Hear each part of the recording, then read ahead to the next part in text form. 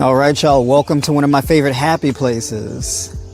Being out in the forest, out in the woods, in nature. We're going into that season, or we're in that season now, where Earth is starting to come alive.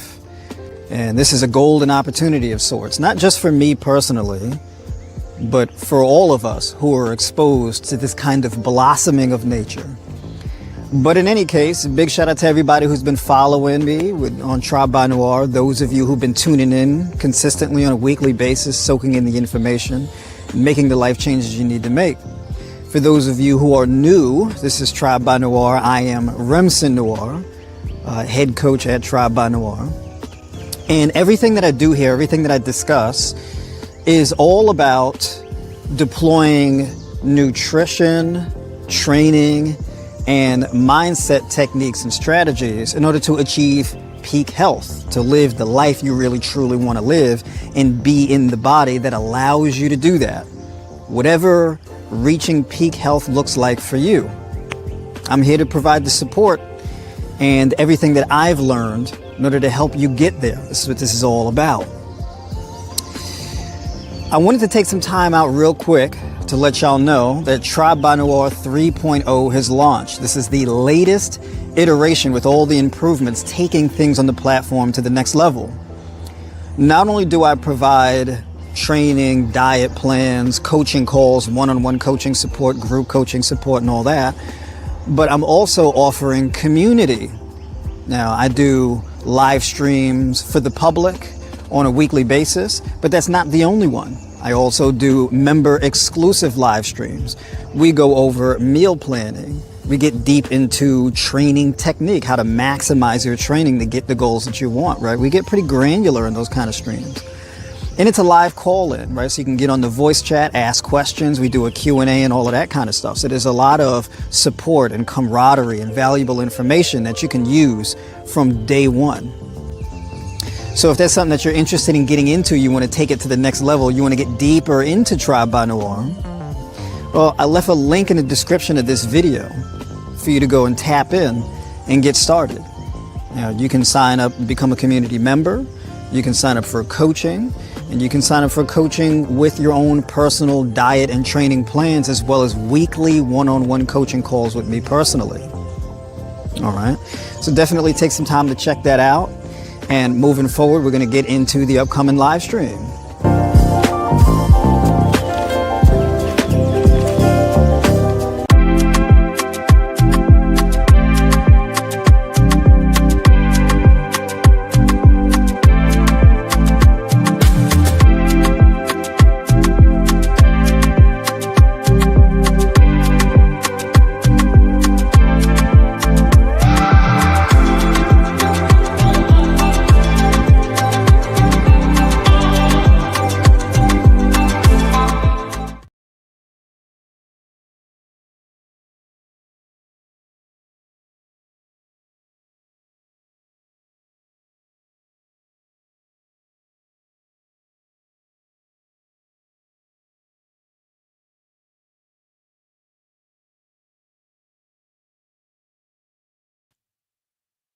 Okay.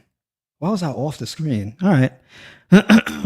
Big shout out to the folks tuning in on YouTube and the folks tuning in on TikTok. Let me go full screen it. There we go. All right, y'all. Yeah, put a one in the chat if y'all can hear me clearly. And yeah, it's gonna be a chill one. We'll see. Today was a rough day. I was a little tired today. And when I say a little, I was actually a lot of tired today. So I gotta catch back up with sleep and all of that. You know what I'm saying? But I'm still showing up. I'm still here. You know what I mean? I hate to cancel. We don't want to be doing all of that. We don't want to get too comfortable doing all of that. All right, let me get centered in the chat if y'all can hear me clearly too. Because I'm over here talking and I just need to make sure y'all can hear me. So yeah, put those ones in the chat if you could hear me clearly. All right, we got some ones popping up. There we go. All right.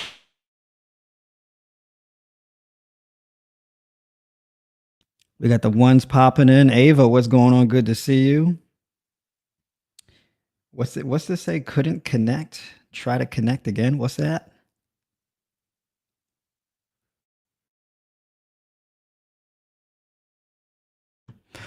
So yeah, I just wanted to take some time to update y'all. I have been back on my grind.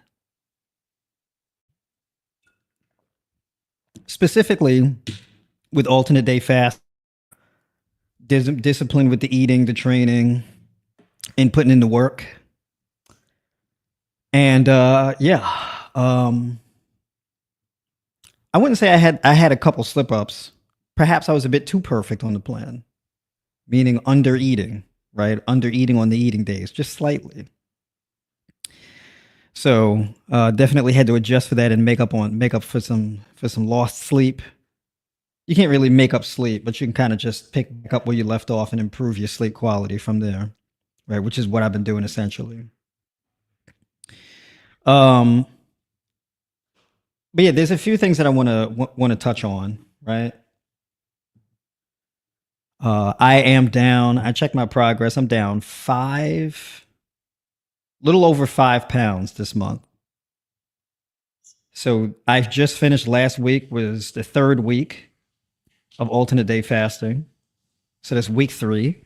So now this is week 4 that I'm in. So week 4 would be a full 4 weeks. So yeah, basically, I'm really leaning out. I'm really going for it, and I'm like, it's kind of getting to that point where I'm like, I haven't been here on this weight in a long time, feeling a little light in the ass, so to speak. But it's all a part of the plan, right? You want to cut down and then build back up without restraints, which that's the goal. I like to spend most of the year building up, right? Must take care of you first and foremost. True. Big shout out to you, Miss D. Self-care, Lord, do we need it? Let me tell you. Absolutely. Self-care is all of it.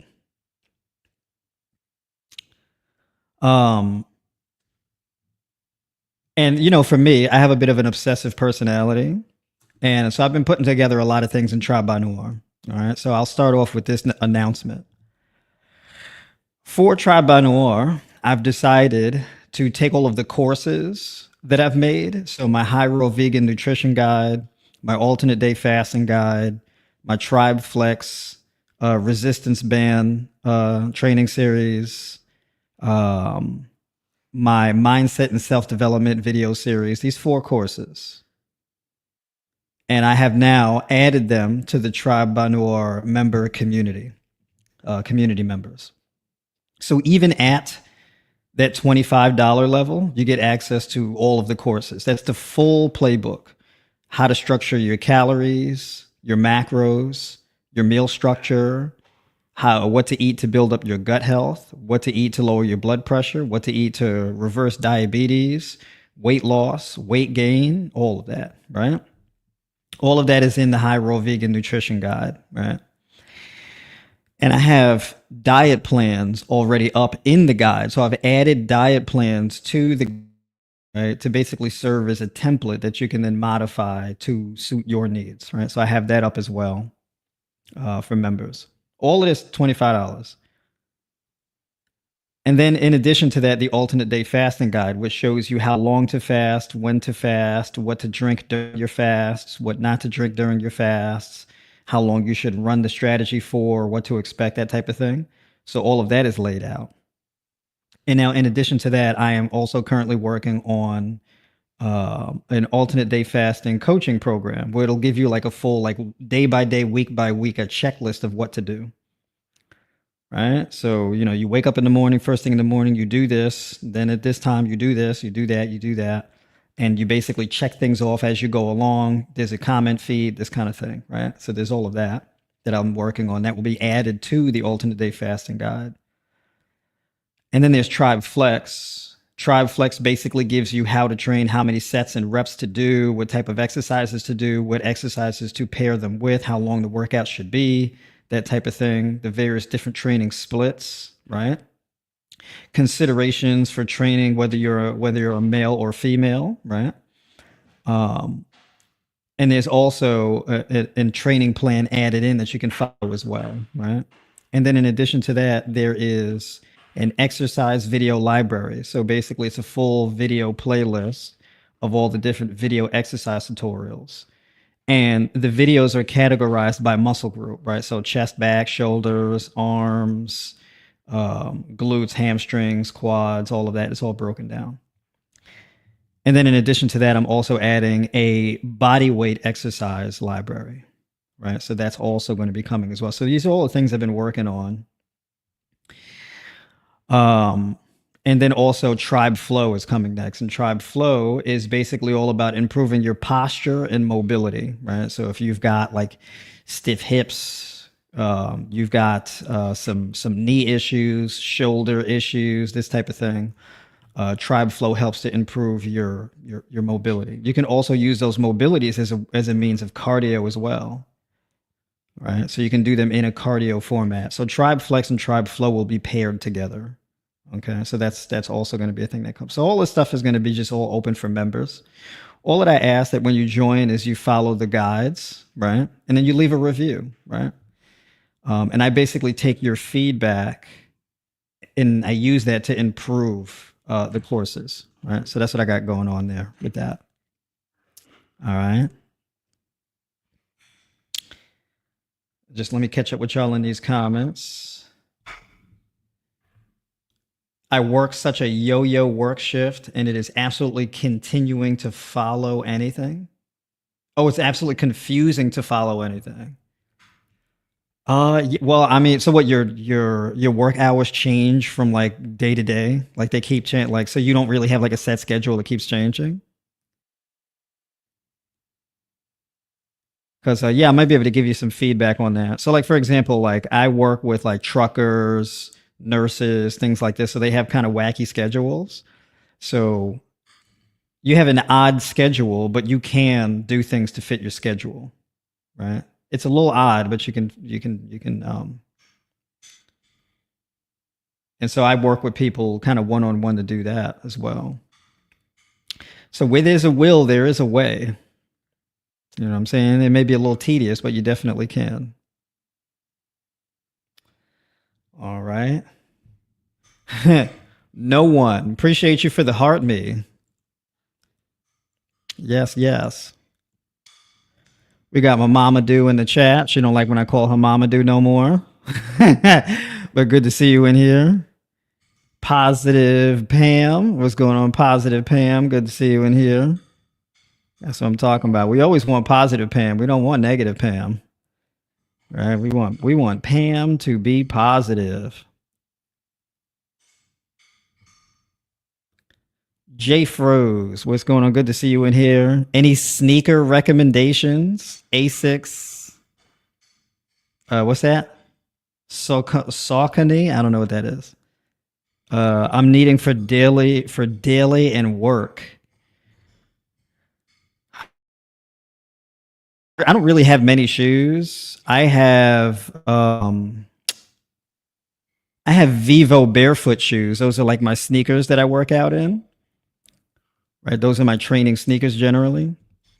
And then I have Palladium boots.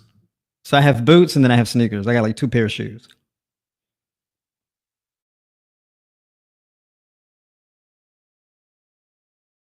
It depends on what you're training for, right? Like, do you need weightlifting shoes? Do you need long distance running shoes? Do you need like track and field shoes?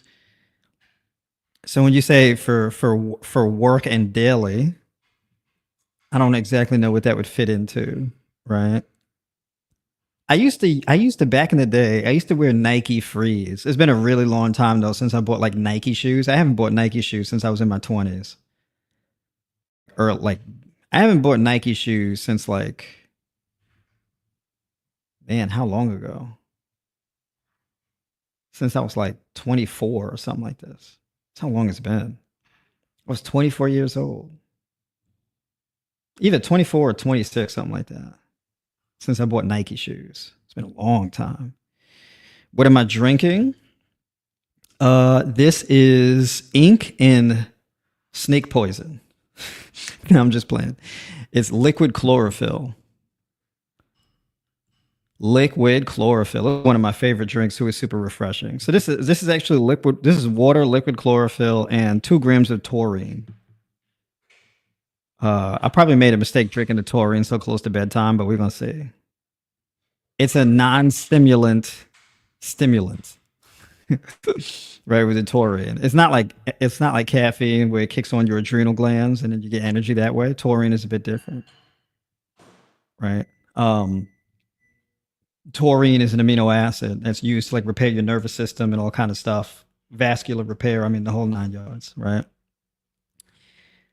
So yeah, basically this is kind of like my mental juice. This is mental juice, so I can come talk to y'all on the stream tonight. Because after this, I got to wind down, go to sleep. Because I've been getting called out by the tribe members. They're like, "Yo, when do you sleep?" They say you do 3 live streams a week. Not even. I do 4 live streams a week. I'm working on people's plans and all of this, improving the courses, recording content, doing all this. It's like, when do you sleep? I'm like, yeah, that's true. I need to do a better job at that. I had a few nights this week where I woke up at like 2 o'clock in the morning. I couldn't get back to sleep because my mind is just like, it's crazy. What are your thoughts on what are your thoughts on drinking alcohol in moderation? I don't believe in alcohol in moderation. I don't think it's possible to be a moderate drinker, right? Because drinking alcohol is a very extreme behavior by default. Am I breaking up on TikTok? Am I like, am I lagging or chopping up? What's going on?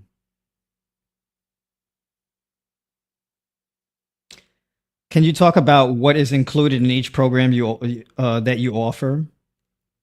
Yeah, I could talk a little bit about that. But yeah, but let me touch on this alcohol thing first, right?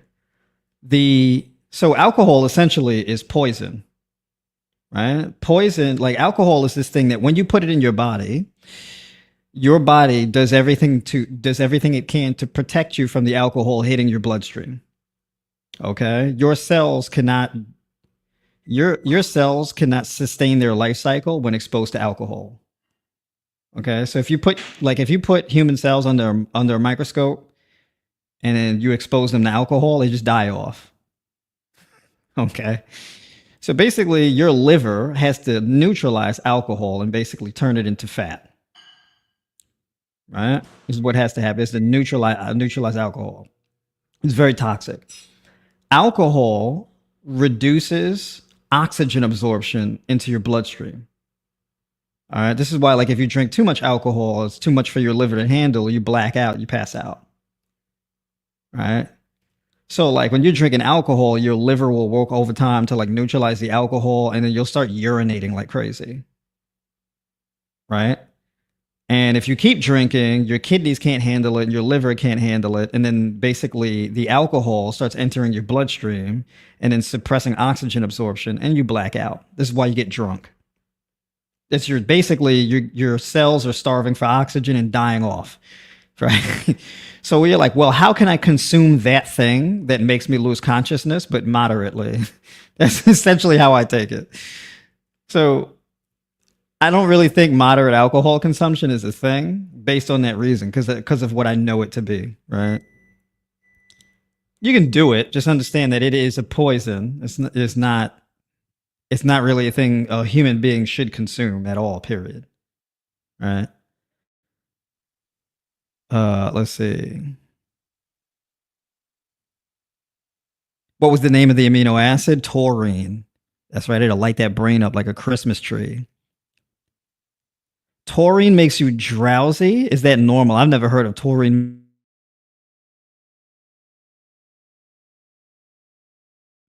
Do you have like anxiety? Because I'm kind of curious about that. What about in tinctures? Tinctures are different because the alcohol is meant to be a transportation vehicle in alcohol. Like in tinctures, alcohol is like a mechanism. It's a really, really, really tiny dose. And basically it's used to get the because certain chemical compounds in herbs, for example, they're not able to pass your blood brain barrier, right? Or they're not absorbed very effectively, right? So the alcohol is then used as a transportation mechanism. in order to maximize the absorption of certain chemical compounds, right? So you get a really, really fast absorption because of the alcohol. Yeah, that's why I said taurine works opposite for those who are hyper, I think. Yeah, so like the alcohol, like that's why I asked if you have anxiety. Because if you're really high strung, like up here, the taurine likely will bring you down. If you're really tired, the taurine will bring you up, right? It's like ashwagandha kind of. Ashwagandha, if you take it at night when you're, when you're like ramped up and and it's hard to get to sleep, it'll knock you right out. If you're drowsy in the morning, you take ashwagandha, like a gram of it, it'll wake you right up, right? It's an adaptogen. That's what it's categorized as.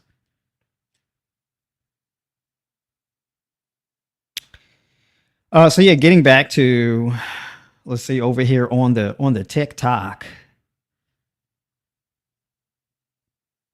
What's going on here? Lewis, what's going on? Good to see you in here.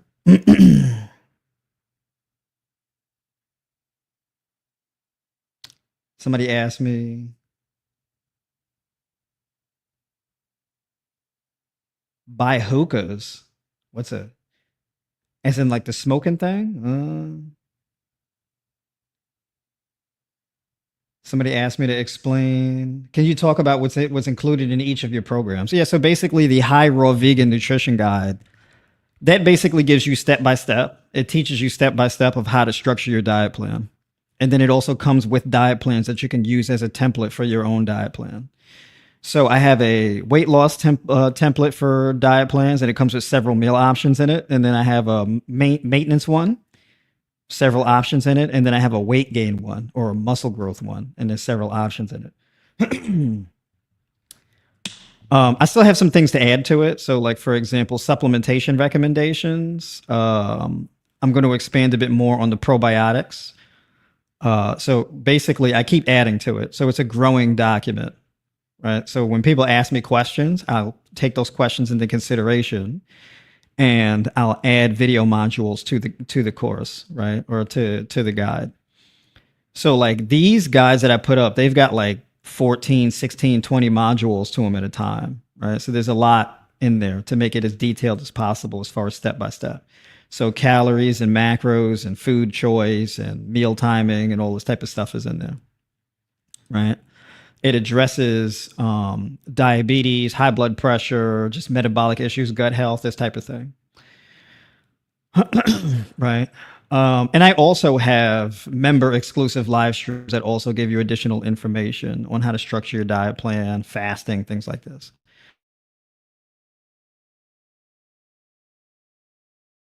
You're doing a fast once a week, twice a week, or 3 times a week. It also shows you how to go about it if you're doing it for 24-hour fast or 36-hour fasts. Then there's different types of fasts that are that are soft fasts or hard fasts, right? And it explains why you would do one as opposed to the other, and that kind of thing. With Tribe Flex, it's basically all for those who would rather not go to a gym. For those of us who don't have the time to go to a gym, right? You get dressed, you pack your clothes, you go drive to a gym, you go in the locker room, you change, whatever, whoop, whoop, whoop. You put your bag in the locker and all this. You got to do all of this rigmarole just to get on the gym floor and train. And then, so we don't want to deal with that. So we'd rather train at home, right? So basically, if you're like me, who hasn't been in a gym since like last year of May, and my whole thing for the last several years has mainly been training with body weight and resistance bands at home, right? So I don't really have any desire. I wouldn't say I don't have any desire to go to a gym, but it's not enough to make me go to a gym. So it explains how to train without a gym and minimal equipment, right? And you can basically train for anywhere from 60 to 90 minutes a week. So if you want to build muscle, 10, 30 minute, 20 minute, 30-minute workouts, 15-minute workouts is really all you need in order to be effective. So how it works is the High Raw Vegan Guide, the Alternate Day Fasting Guide, and the Tribe Flex Training Series can be used together. right? For the complete strategy. So you have your diet, and then you have your alternate day fasting and the training to go along with it. And then my mindset and self-development video series, which basically explains in detail the 3 steps of self-development, right? Which is discovery, assessment, and actualization. Right. So you follow those steps specifically, right? And then basically you repeat them in a wheel, right? And that's how you can like continuously evolve and sort yourself out and improve year over year over year in your life, right? So you can be a very successful person at a much faster rate than you normally would have without doing the whole discovery, assessment, actualize thing. So basically, this is open right now for all tribe members, right? So the Tribe by Noire membership is currently $25. It's normally $50 a month. I'm having it half off. It's not going to stay like that. So for everything that I just explained, if you want to get in on that, okay, do it sooner than later, right? Because I'm not going to just keep it like that. But the goal really is I want to get more feedback on the courses, right? So I want to get y'all following it, get some good testimonials, right? So I have a growing list of testimonials that I'm going to be adding to the site and this type of thing. And I also want your feedback, reviews, and you know what you would like to see added to it and this type of thing, right? So, you know, working on producing the best, most in-depth thing possible, right? So that's what I've been working on. All right. So yeah, basically for those of you on TikTok, you want to jump in, hit the link in my bio. Okay, you can get in on that. And then on YouTube, you can hit the link in the description and sign up. All right.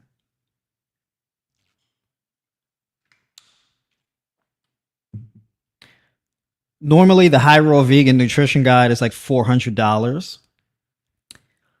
All right. Because it is worth that on its own. It's the most in-depth guide of that kind you're going to get. And it comes with live streams included, also access to the community and the group chat. All right. So it comes with a lot of different things with it as well. So you get all of that in the community, right? So basically, the community, Tribe by Noire members have a full unlock of everything in Tribe by Noire right now. All right. Let's see. Would love a plan on reducing inflammation in the body if you don't have one already. I have that. All of the plans address that as far as reducing inflammation, but specifically, I have that in the High Raw Vegan Guide, right? So all of the plans address inflammation, right?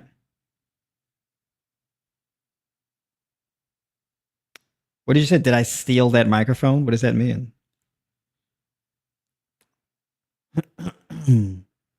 I've had this microphone for years. Did you steal that microphone? It's a weird question. Let's see. So yeah, basically, matter of fact, it depends too. What type of inflammation are you talking about? Like, because that'd be really question. Because we can get a little deeper on inflammation as far as what kind of inflammation you're talking about. By the way, folks, on this, for those of you who are tuning in on YouTube, like the stream if you like the stream. And then for the folks over on TikTok, double tap the screen to like the stream.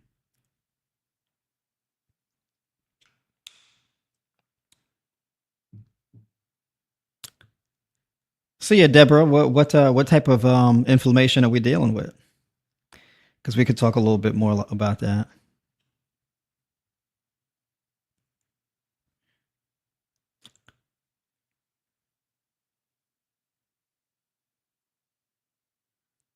All right, James is acting up.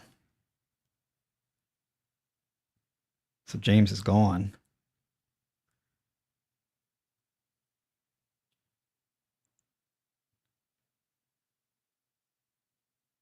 All right.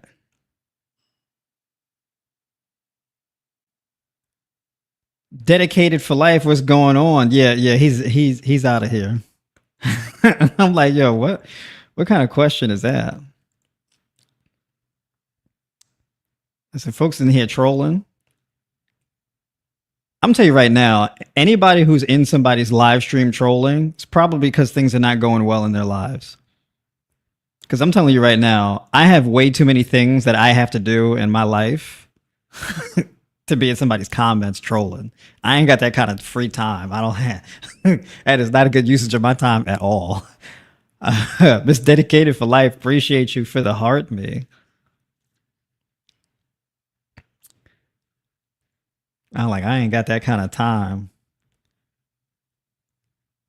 All right. Okay, here we go.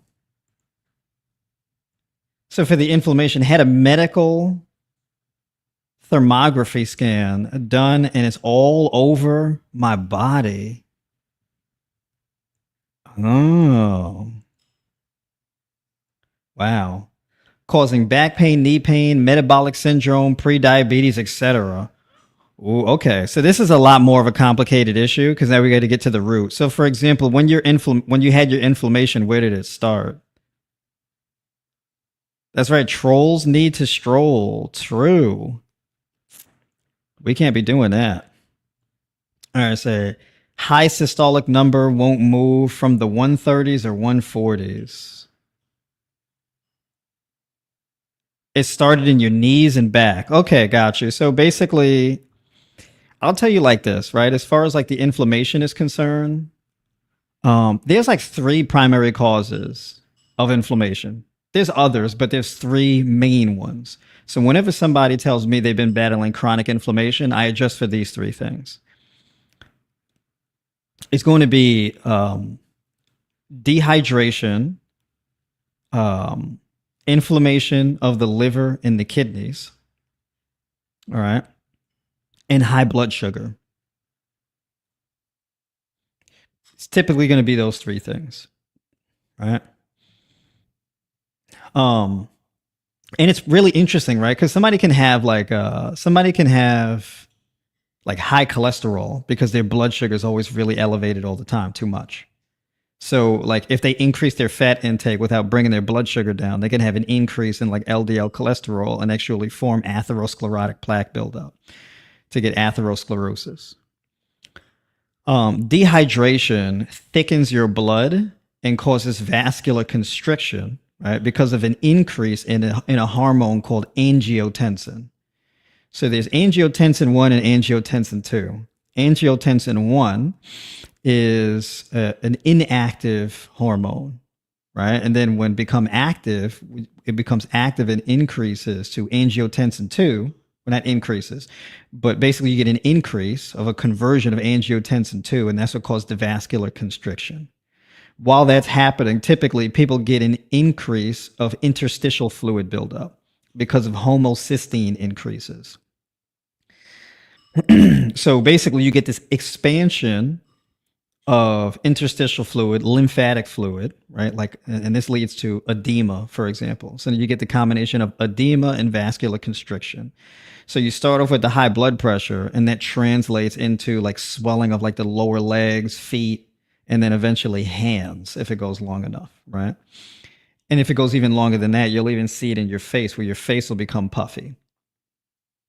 The puffiness in the face is a large indicator of a lack of potassium, unregulated sodium, and dehydration, right?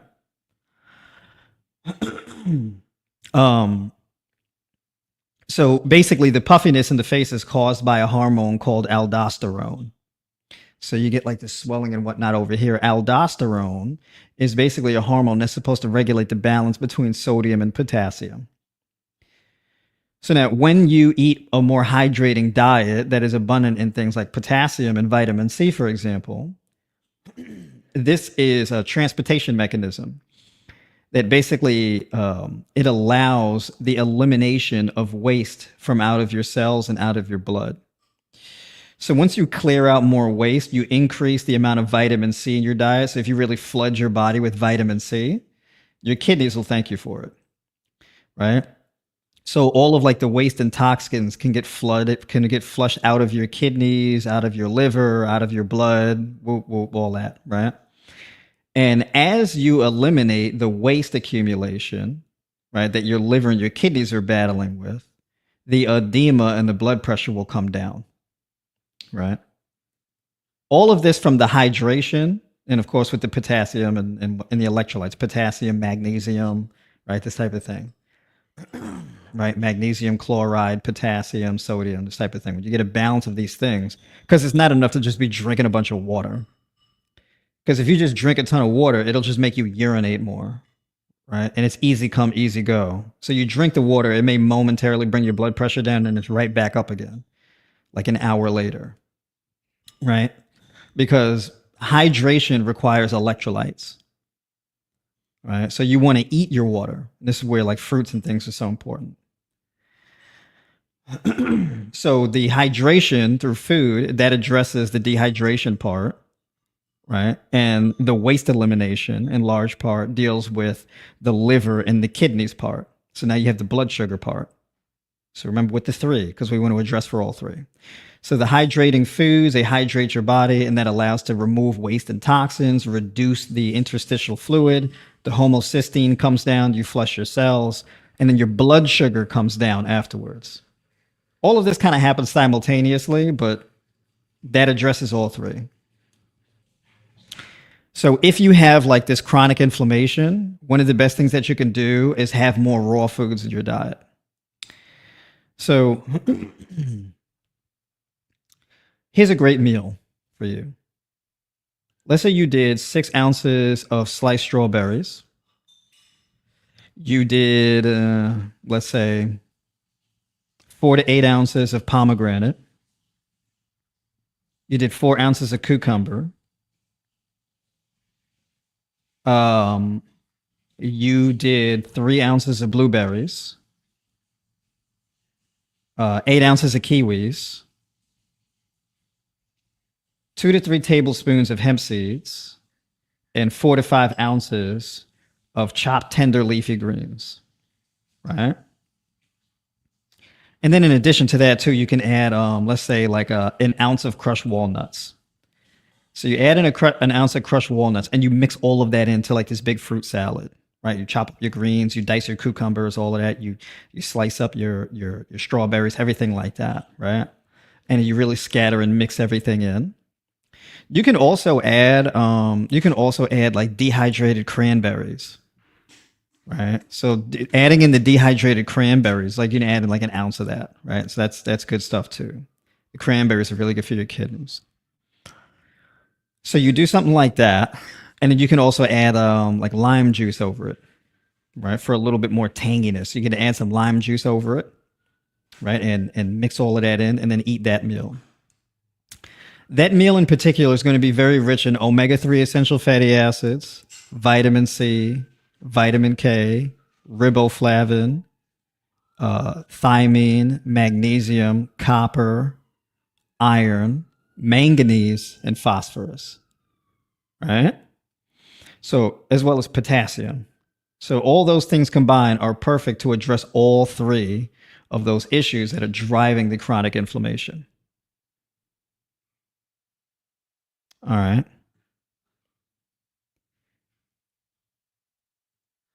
Miss Cali girl, what's going on? Good to see you in here. That's right. Hit the like, y'all. True. You said swollen legs, swollen ankles all the time. There you go. It's meals like that. Right. Meals like that. So Deborah, right there, you can take that to the bank. And that meal, a meal like that, it'll give you like immediate results. Okay. That's it. That one hits. You can implement that tomorrow. So basically, no one. Thank you for the 10 roses. Appreciate you. So in a meal like that, the reason why it works, right, is whenever you're trying to heal from like some type of chronic health issue, there's certain colors that are really important to eat. And those colors particularly are going to be red and green, right? And then in addition to is violet color. So violet, red, green, right? So like that meal that I just mentioned is all red and green foods.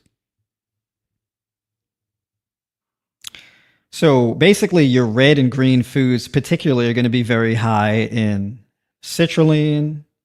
They're going to be very high in thiamine, riboflavin, vitamin C, and vitamin K, as well as magnesium, manganese, copper, and iron, right? They're blood builders, essentially. Red and green food, pair them together, though.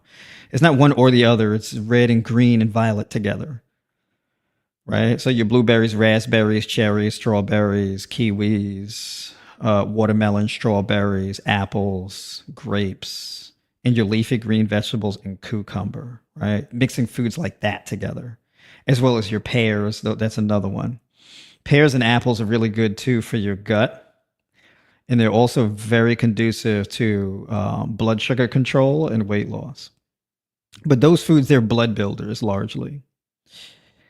So, like that iron and copper, for example, when you combine iron, copper, and vitamin C together, that's the basis that your body needs in order to develop red blood cells to raise your hemoglobin, right? And raise your ferritin levels.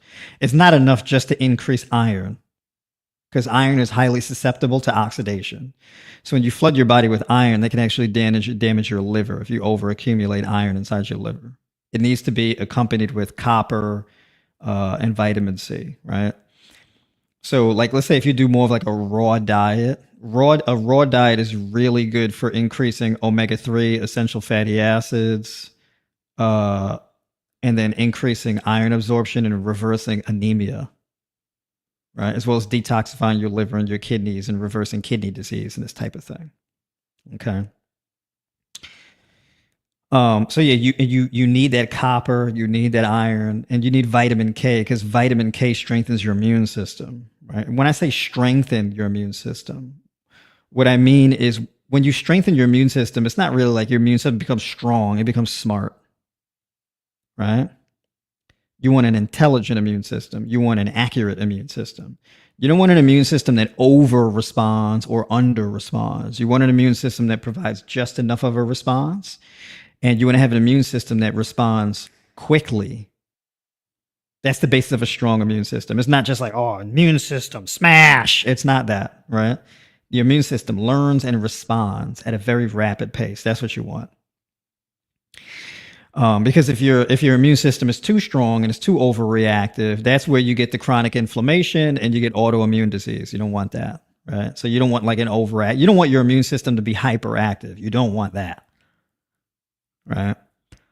So that's what I mean when I say strong immune system. And so vitamin K, it's really important too for maintaining the clotting mechanisms of your blood as well as maintaining the structures of your blood cells.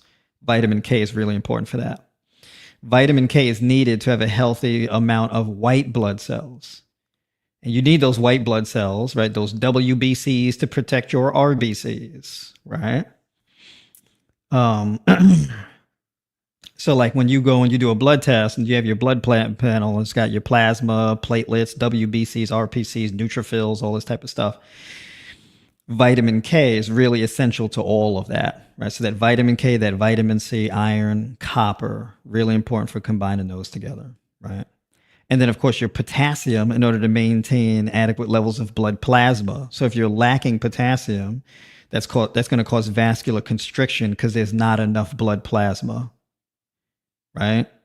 So if your blood is too thin, your blood pressure drops too low. So therefore, your vascular system has to contract to meet the actual blood volume. So when you get a reduced blood volume, now you're more susceptible to toxins accumulating in your blood and in your cells, and then that ramps up the inflammation. So this is why that potassium is so important. All right.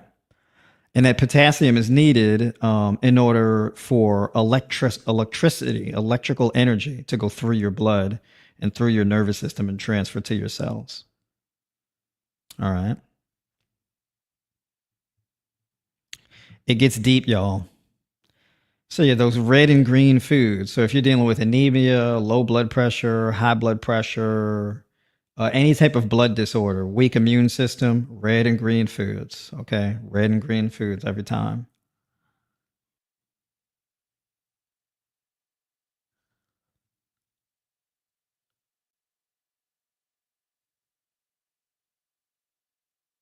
You skipped that guy's question about anxiety. Hold on, let me scroll up.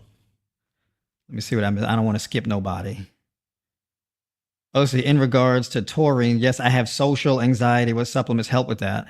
So yeah, so basically, like people who are predisposed to anxiety, you could taurine could have like the opposite effect. It can have like a calming effect. So that calming effect would significantly reduce your uppers. It's not going to be an upper, right? It's going to bring you down. So if it makes you drowsy, it's like, well, it's time to go to sleep.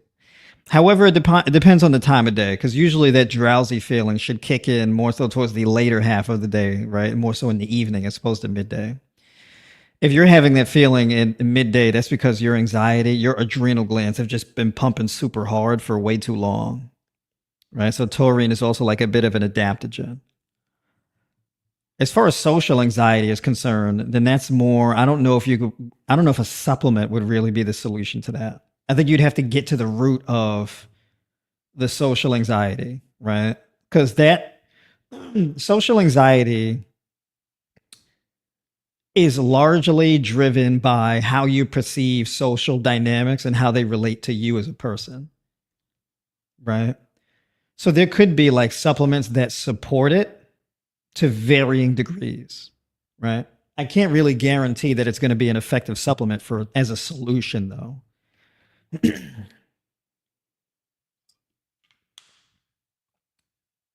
Magnesium is really good for bringing down excuse me. Magnesium is really good for bringing down anxieties, particularly magnesium glycinate. So that's magnesium chelated with glycine, right? Because magnesium has to be paired with an amino acid, right, in order to maximize absorption. The reason why you would want to pair it, like if you're using magnesium to influence brain chemistry, you need to pair it with an amino acid that passes the blood-brain barrier. And so in that case, it's going to be magnesium and glycine paired together. And that's how you get that magnesium glycinate. And that would affect your brain chemistry and reduce the anxiety. However, if it's specifically social anxiety as opposed to just general anxiety, that may be a bit of a different thing. Right. All right. Let's see what we got here. How many grams of taurine is recommended for women? For women, it's more along the lines of 4 grams, 6 at the most. And then for men, it's 6 to 8.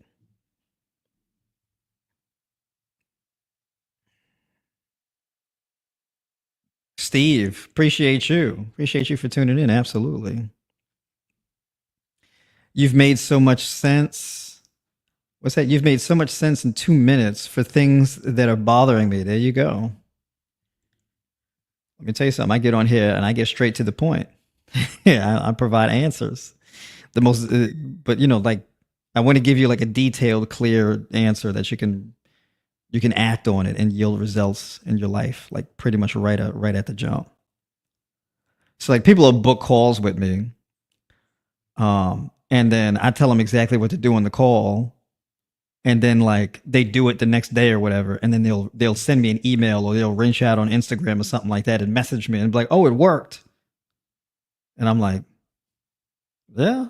They're like, "Oh my god, I can't believe this worked. I've been dealing with this for years." I love those messages, by the way. I love those messages. So, but yeah, so see, but that's why I don't sleep. I'll just be learning and researching. You said it's lagging really badly. Uh-oh. Hold on a second. It's lagging really badly. Hold on.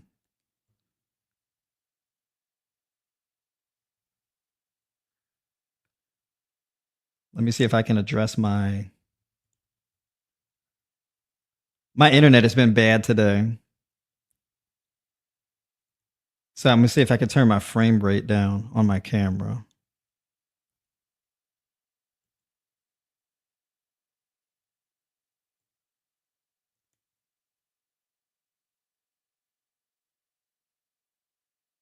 Where do I go to turn my frame rate down on my camera? Hold on.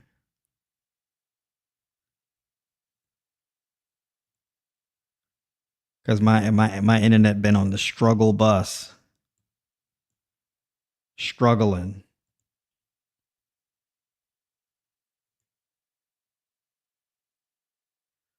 All right, now let's see if that does it. Let's see.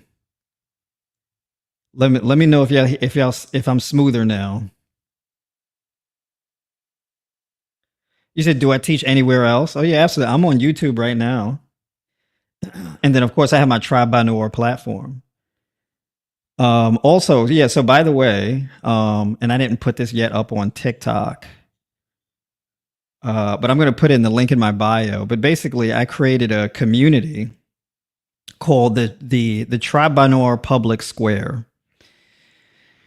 So it's basically where I'll be streaming my like streams like this directly onto my platform on tribebynoire.com and giving updates and tips and things like that in there as well, right? So you'd get those updates in the email, and you'd also be able to log in and see them as well.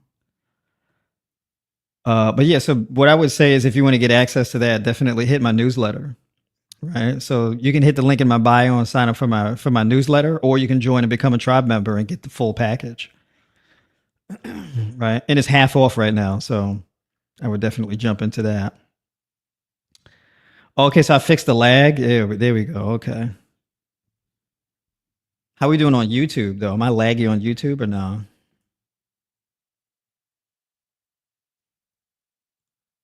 All right, let's see. Hello, I'm currently doing a fruit cleanse. Is there fruit you would suggest?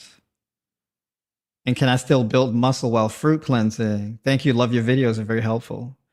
All right. Appreciate you tuning in. Absolutely. Yeah, if you're in the middle of doing like a fruit cleanse, I wouldn't really focus on building muscle. I would just focus on retaining muscle.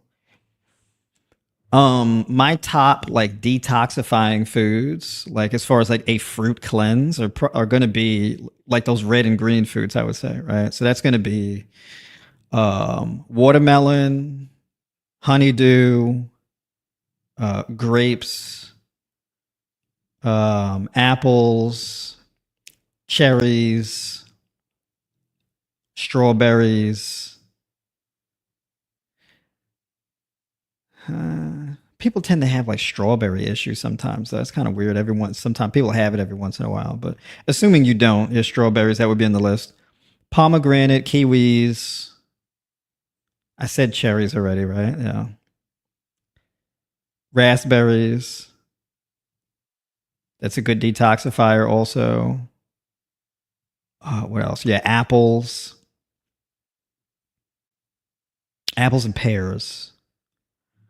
Those would be like my top ones as far as like if you wanted to do like a fruit cleanse. If you want to do like a fruit cleanse, are you trying to? It depends on what your goal is, right? Like, what are you trying to cleanse? I assume it's probably like kidneys, blood, right? That kind of thing. So I would definitely do those. And then another good one to add to the list is pineapple. Pineapple is a really good one too. Pineapple is a really astringent fruit that works as well. And then cucumber. Okay. And then if you're doing a cleanse, like I would pair it with leafy green vegetables. I think if you want to get the most out of it. Reason why is because the leafy green vegetables are really good, are like they're very rich in carotenoids and polyphenols. So they're really good healing mechanisms. So pound for pound, they're like really medicinal. So like, for example, you have herbs and spices. Those are like pound for pound the most antioxidant rich. And then second place would be your leafy green vegetables. Those are like the second most antioxidant rich. So getting all of that, getting your polyphenols, your carotenoids, right? These types of things, your leafy green vegetables, your vitamin K, omega-3 essential fatty acids, right? An abundance of vitamin C, copper, right? Your leafy green vegetables are really important for that. Calcium, right? Phosphorus. Your leafy green vegetables are really important for that. Magnesium, manganese. I would definitely pair. So like, especially the astringency of leafy green vegetables is a really good detoxifying food. But your tender leafy greens like salad greens. So arugula, watercress, romaine lettuce, red butter lettuce, chard, right? Arugula, these types of things I would include in, right? So you can mix up all of your like red and green and pineapple detoxifying foods and then pair that with your leafy green vegetables. And that makes it a bit more sustainable, a bit more filling, and it also helps to build your gut microbiome. Because the leafy green vegetables are a good source of prebiotic fiber to feed your good gut your good gut bacteria, right? And when you're doing the fruit cleanse, right, you want to make sure that you have foods that bring up your stomach acids and digestive enzymes, right? So foods like pineapples and your leafy green vegetables and kiwis are good for bringing up digestive enzymes, right? So that they don't fall too low. Because you can do a fruit cleanse, and a lot of times what happens is people do it for a really prolonged period of time. They lose a lot of weight and all of this. They feel good.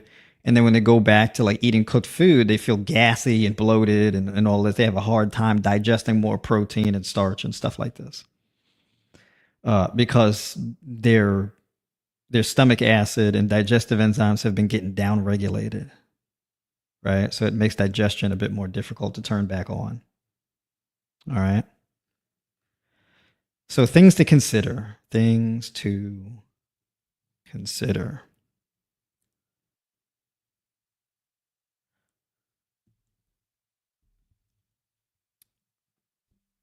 All right, let's see where we at here.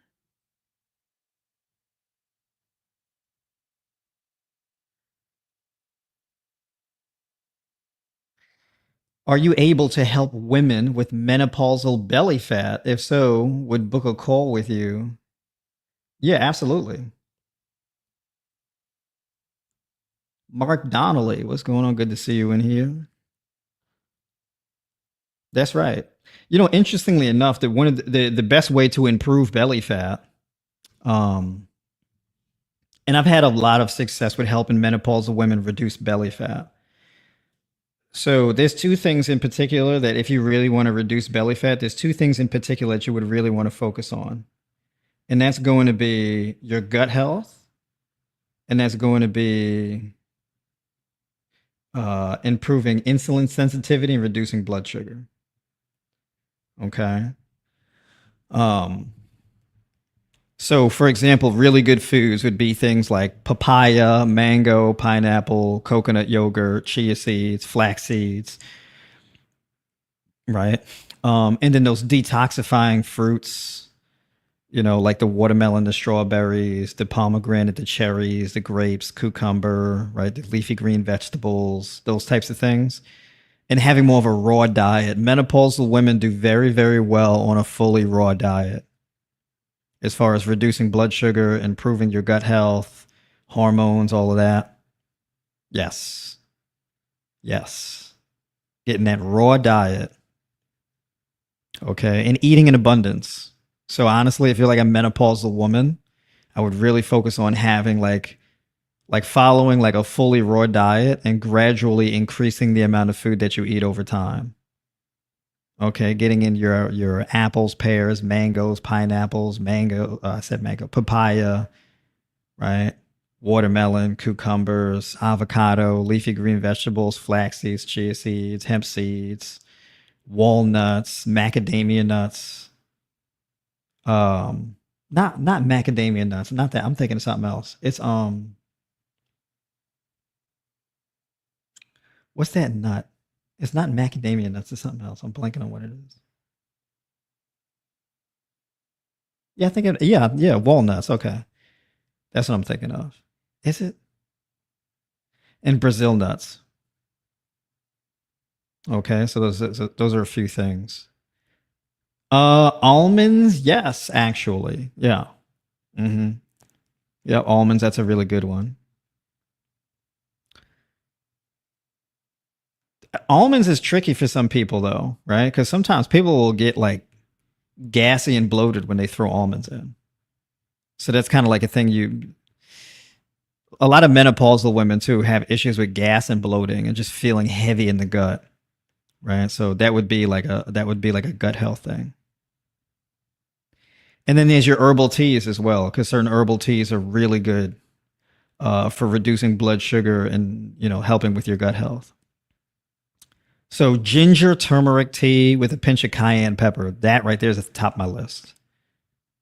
Um, Morning teas would be things like moringa, matcha, ginkgo, oolong tea,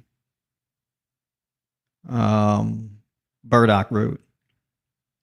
Those are some of my tops. And then at bed, before bed at night, it would be things like chamomile, valerian root, ashwagandha, and tulsi tea.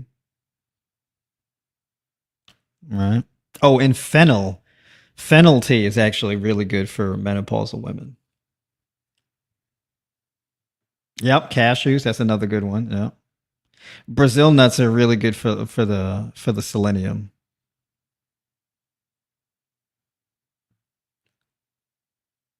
That's right, folks. Double tap the screen to like the stream.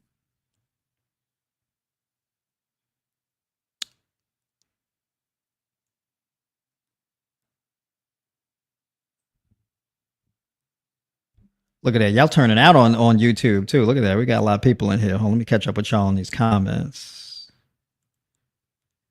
Will you please repeat that meal you suggested for inflammation? I was driving while tuned in. Okay, gotcha. I think the meal that I said. What did I say? Because I gave measurements too. What did I say? I think I said 6 ounces of strawberries, 8 ounces of kiwis, 4 ounces of pomegranate. What else did I say? I think I said 3 ounces of blueberries. I said 4 to 5 ounces of leafy green vegetables. I think I said chard. Either I said chard or chopped kale, one of those. 4 ounces of cucumber, 2 to 3 tablespoons of whole hemp seeds. Basically, that's hemp seeds, but they're cracked. Um, and the outer shell is removed to make it easier for digestion. What else did I say? 1 ounce of crushed walnuts. You don't have to crush the walnuts, but if you crush the walnuts, you can mix them in. What else did I say? I think those are all the foods that I wanted to mention to put in that. Yeah. So that was the meal. And then I said you can put like lime juice in it also. You can mix lime juice in it to get more of like a tangy kick in the mouth. So you get like that tangy taste and the sweetness from the fruits. And then if you wanted to add a little bit more sweetness to the fruits, I said an ounce of dried cranberries. So I think that was the meal that I said.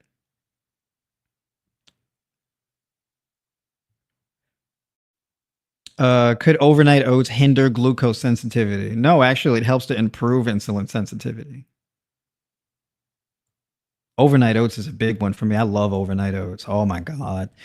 Believe it or not, overnight oats is a really good detoxifying food because the fiber in oats, it's a really, really good source of soluble fiber. So it helps to pull toxins out of your cells and out of your bloodstream. So oats can actually help you to detoxify from pesticides, heavy metals, microplastics, forever chemicals, PFAs, and all that. Right. So that fiber helps to really detoxify your body. So if you want to get all of that out your body, definitely having foods like oats in there would definitely help with that.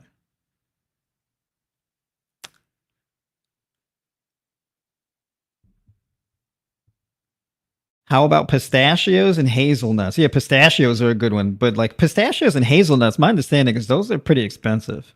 So if you got the budget for them, I would go for it. Lose taste buds. You're probably eating much of it. That's why I used to tell people. That's why I usually tell people. Like I think like a good 6 to 8 ounces of it is probably good enough. I mean, if you do more than that, once you start getting like 12, 16 ounces of pineapple, and then that's when it may be a little too much in the mouth. Right.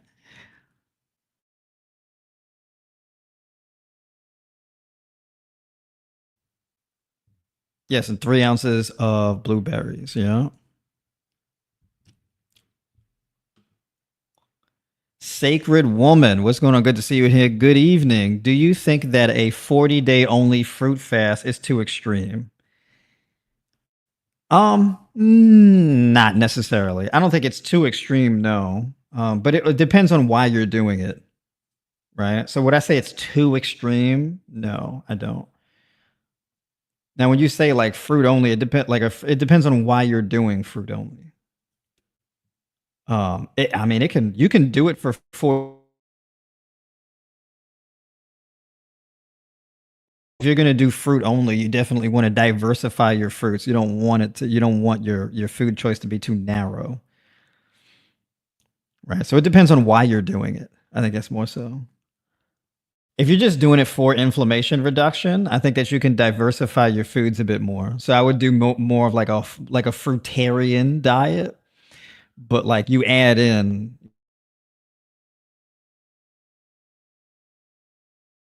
ounce and that type of thing. If you the more you focus on detoxification, you would reduce the protein intake a bit. So like your protein would only be like 10% of your macros, and carbohydrates can be like, 60%, 65%, and then your fats could be the rest, right? If you're trying to like reduce inflammation, definitely one way to correct for that is to reduce excess protein consumption. Because if you eat too much protein, that increases acid formation in your body and increases homocysteine, and then that can be the catalyst for increased levels of edema and neuropathy, right? So you want to be careful about that. Excess protein is also hard on the kidneys, especially if you have like kidney disease, right? So you want to be careful about that.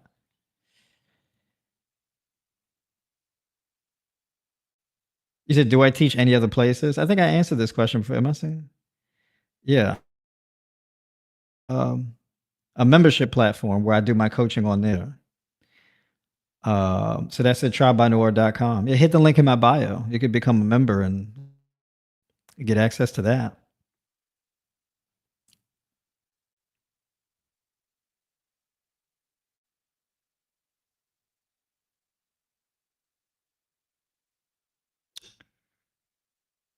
Your phone froze each time you said. Oh, okay. Gotcha. Am I still lagging over on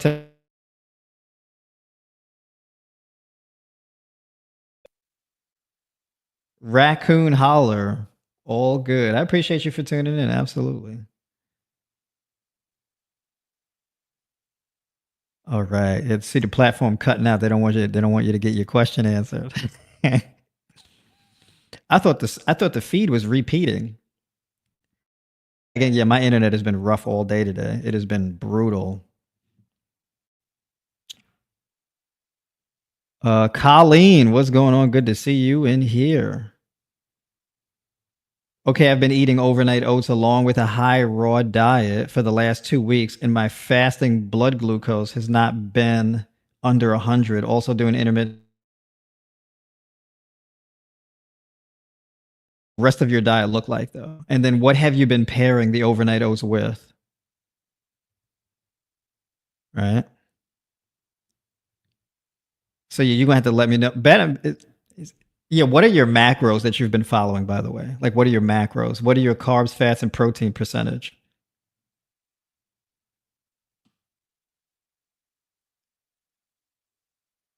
So if you tell me that, I would be able to get a better understanding of what's going on. You said your personal trainer suggested 120 grams of protein. Seems pretty high, right? Well, it depends. What is your lean weight in kilograms? Like 120 grams of protein is a lot for most people. That's like a really high amount for most people. Like 120 grams of protein is like, that's enough for like a man who has like, yeah. So put it this way, basically your protein percentage should be like in between 1 to 1.6 grams of protein per kilogram of lean mass. What's in the 60% range? Because like how many kilograms in lean mass are you? Right. So you would take like your lean mass in kilograms, and then you would either do 1 to 1.6 grams of protein, 1.6 being the upper end. So like if your lean muscle mass is 60%, so basically Is 60% of what? Is it 60% of your total body weight?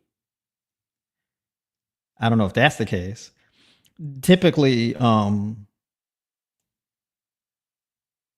typically your muscle mass, your skeletal muscle mass is, oh, for most people, it's around 50% of their lean mass, right? So basically, like, if you're 60 kilograms of lean mass in general, your skeletal muscle mass will be like 50%, right?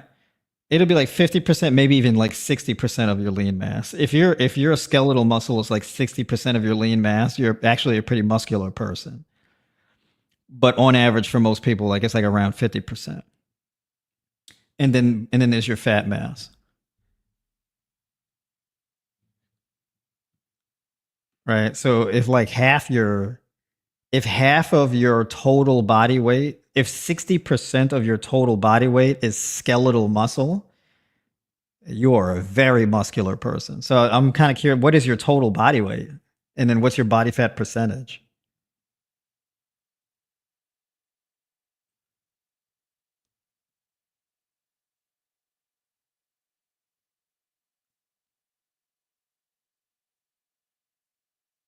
Oh, arthritis. That's a good one to talk about. Look at that. What causes arthritis and best foods for it? Yeah, so basically, arthritis is typically it's caused by chronic inflammation of the joints, either excess toxin buildup or excess acid accumulation inside the joints, or dehydration, or a combination of both. One thing that's interesting for me is that when you reduce saturated fat and protein intake in the diet, that really helps to relieve joint pain. Right? Like, me speaking from personal experience. As we increase hydration, where we reduce saturated fat and protein intake, because saturated fat and protein intake are going to be very acid forming.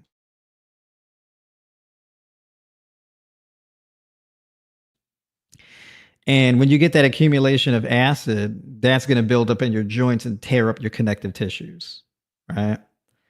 So you need to oxygenate, and particularly people have this like in their hands. You'll really feel the arthritis in your hands, and you'll feel it in your knees. You'll feel it typically in the joints that don't get a lot of blood flow. So like your hands don't get a lot of blood flow, and your knee and your knees don't get a lot of blood flow. And you need the blood flow to these areas in order to siphon the acid out. So when you have a lack of blood flow, you can't there's no way to really move the acid accumulation out of those joints. Get a lot of acid accumulation in those joints, and it just eats away at the connective tissue, right? So this is what happens when you overeat, that saturated fat and protein. I mean, whether you're active or sedentary, it still happens, right? So when you have more of a carbohydrate, water-rich diet, then basically that helps to alkalize your body. It reduces the acid accumulation in your body and improves your pH. And then you have less joint inflammation and whatnot, and then you can begin to repair your joints and reverse the arthritis. Right. So step one is to eat in a way that reverses the arthritis, and then you work on getting more oxygen and heat to the joints, and basically moving the joints, working on your mobility and that type of thing, and good rest, and that will then heal your actual connective tissues and whatnot. So you can start to rebuild some cartilage. You can start to strengthen your ligaments and tendons and the connection to the bone, and then that's essentially how you reverse arthritis. I used to have a ton of joint pain. Feet, ankles, knees, hips, lower back, elbows, wrists. I had all kind of joint pain. I don't have any joint pain anymore. So this stuff works. Oh, yours was caused by medication. Oh, that's interesting. How old am I? I'm 38.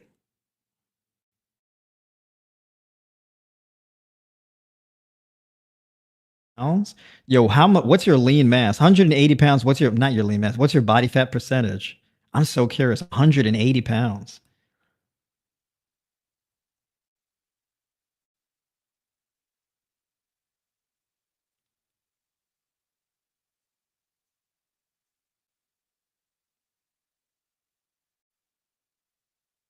Hey, Remsen, any recommendations for cleansing after radiation treatment? Oh, classification after radiation treatment. That's a good question. I mean, generally speaking, I would say like a raw diet, right? Um, with those green and red foods that I mentioned, right? Because you got to really flush your body. So yeah, basically dominant in green and red fruits and vegetables. That's the best thing I can tell you. And then using more of like your organs, bones, and skeletal muscle tissue, right? So, for example, bananas, mangoes, papaya, cantaloupe, uh, foods like that will help build your body. Avocado,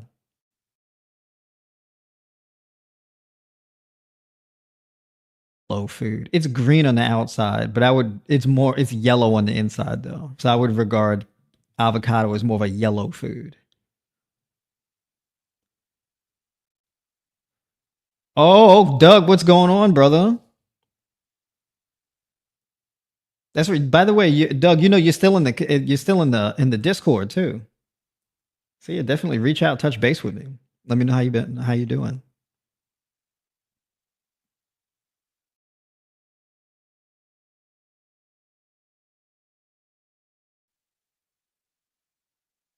Are the fruits and vegetables considered carbs? You said really need to talk to you. Yeah. Hey, look, I got an open door policy. You know what I'm saying? So, yeah, definitely reach out. Yeah, let me know how you doing. Let's see.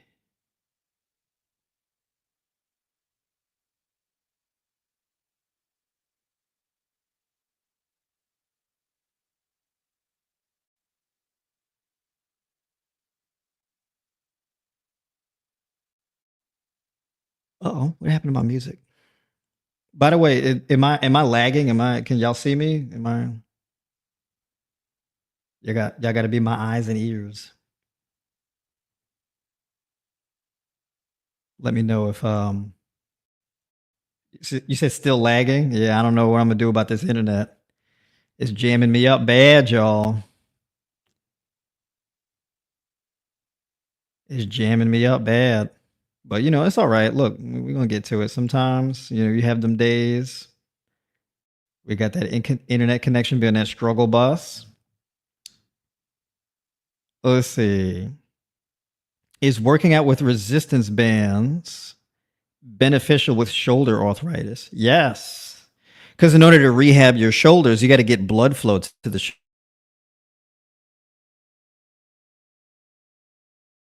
like resistance bands is like a good rehab tool, right? So like for example, for me, I had got specialized in corrective exercise and performance enhancement. This was like way back in the day. I got certified for that, right? So they would have me work with elderly people.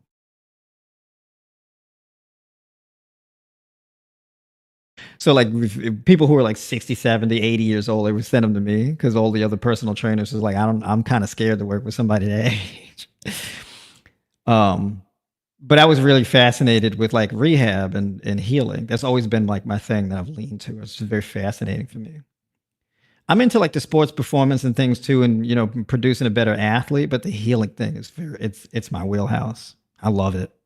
When people like get off their medications and they overcome like an illness, we get like a solid plan in place, and we follow that thing through and it works. I love it. I love solving those kind. I love it. I used to watch House back in the day. I used to like the medical shows. Doctors, somebody would come in and it'd be like, "Is a baby growing out of the side of my neck? I can't get it to stop." People would come in there with all type of stuff. These shows. I think for these TV shows too, they just be making up just making up diseases that don't even exist in real life. They just be making stuff up.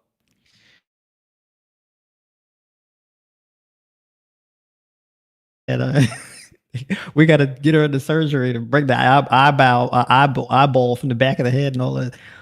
Anyways, all right. But yeah, so resistance bands to rehab that shoulder. As a person myself who had a lot of shoulder issues, resistance bands is where it's at. But in particular, like if you really want to reverse the arthritis in your shoulders, definitely parts, right? Really working on strengthening the muscles in the scapula, right? So the wall angels, right? External rotation, this type of thing, right? Really getting able to externally rotate.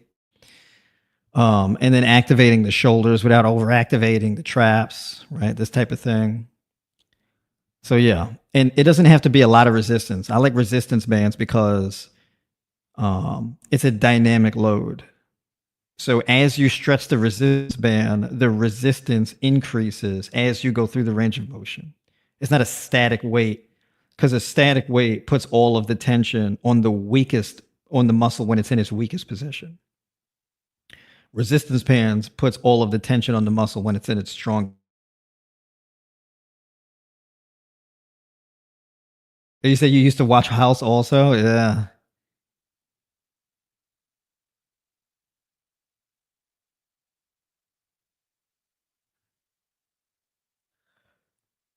All right. What foods are best for arthritis? Basically, I would say, I mean, there's a lot of foods. Your fruits and vegetables, definitely, your nuts and seeds, more of a raw diet, but also having in foods, um,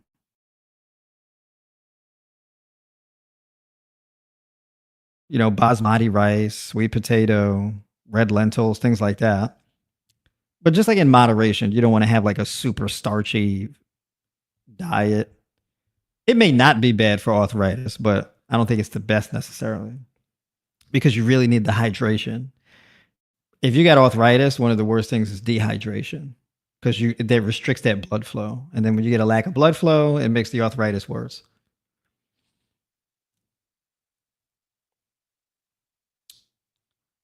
Let's see. If you have a high, that's a good question. How do you clear out the arteries?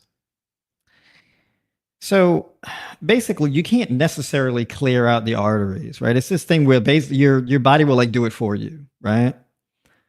So essentially, um, you have to heal the endothelial layer, vascular tissue, right? And what you have to do is you basically have to how do I put this? You have to create the conditions in the body that stop the accumulation of that plaque buildup, right? Because the plaque buildup is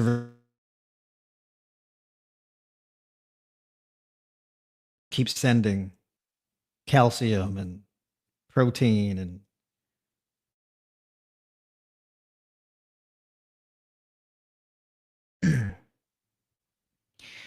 so basically what you want to do is you want to stop that by increasing osteoblast into, let's say, your lean tissue, like your skeletal muscle tissue and your bones. So one thing you don't want to do is overconsume calcium, right? So like dairy is off. That's out. Dairy will make it'll make atherosclerosis thing way worse. So what you'd want to do is scale back on the calcium a little bit. Not calcium is not bad, but you don't want to overdo it. So there's no need to like consume more than like let's say a gram or 1,200 milligrams of calcium a day. But even that's kind of high. Magnesium and manganese become really important, right? So if you have a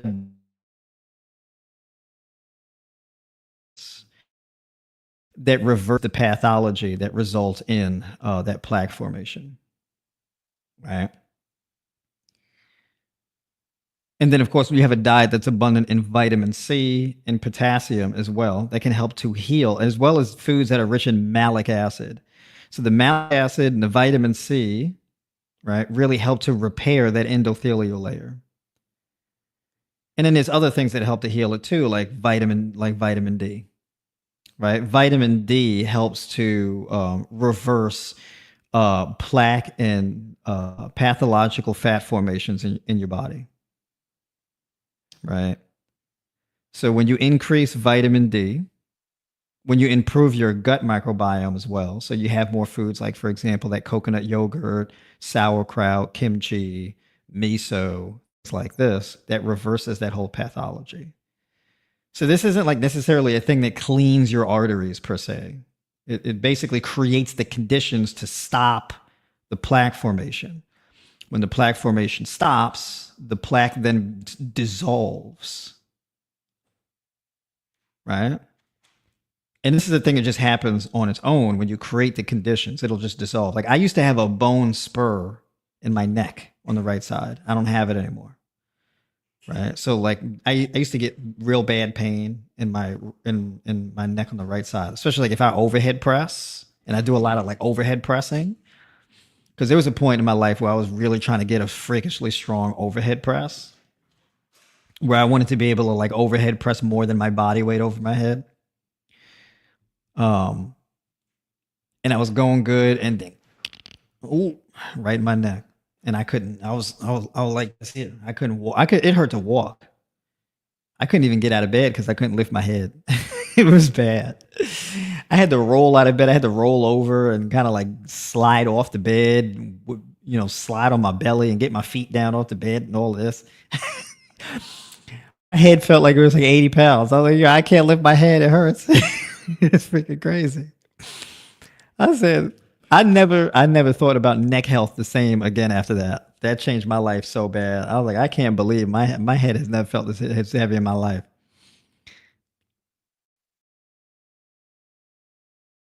So, but in any case, yeah. So basically, whether it be kidney stones, gallstones, bone spurs, atherosclerosis, it pretty much works the same, right? You have to dissolve these components as forming the plaque in the first place. In addition to that, too, when it comes to reversing atherosclerosis activity, so that you get lower blood sugar. Because if your blood sugar is always chronically elevated, it's really difficult to reverse the plaque formation.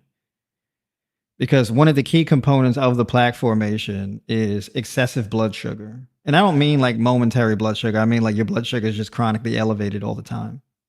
Because that'll cause your cholesterol to go up and then you'll get an increase in plaque formation and this kind of thing.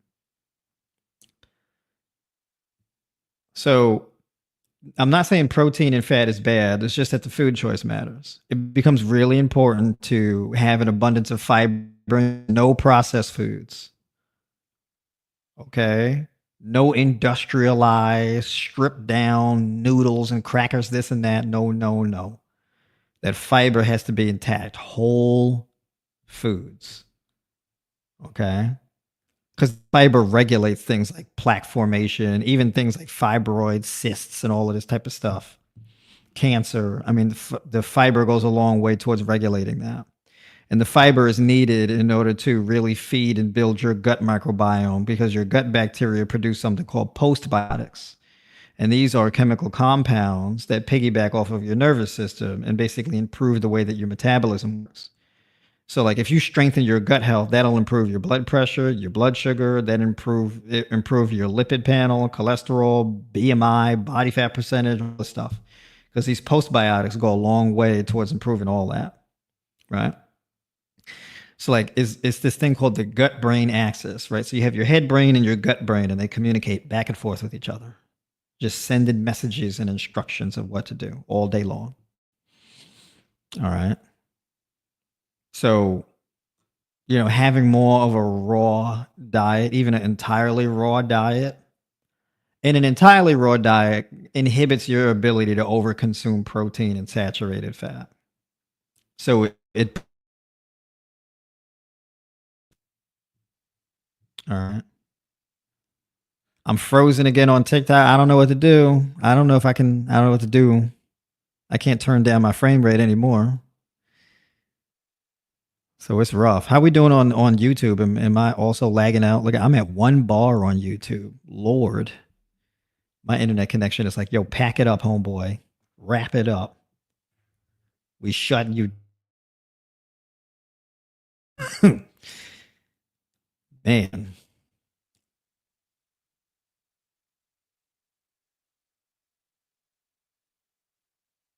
Is K2 bad if I had a stroke because doc wants me on aspirin? Yeah, the aspirin basically is like a blood thinner. I mean, you can just unthin your blood with more, you know, with more hydrating foods. So I mean, the aspirin, like I would imagine he wants you on a baby aspirin, so that's not going to be too crazy. But the aspirin, essentially, I mean, you can eat to improve on that. You don't necessarily need to take an aspirin. However, you have to address the underlying conditions of the stroke. So, like blood pressure, blood sugar. Um, do you have excessive clotting? Because if you have a stroke, is it because did it happen because of a blood clot or what? Right. So there's a bit of nuance to that. Is K2 bad? No, K2 is not bad. It's very beneficial. Uh, there's things to consider. So if you want to take vitamin K2, well, are you low in vitamin D3? How's your zinc levels? Right. So vitamin D3, K2, and zinc are an important trifecta to balance out that you may want to improve on. So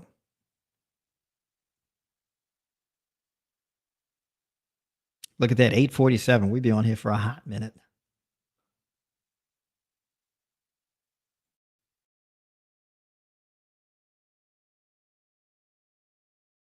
Y'all asking me these questions, and I'm like, look, when we start getting into atherosclerosis and when we start getting into medications and stuff, I'm like, this is going to want a more in-depth conversation now.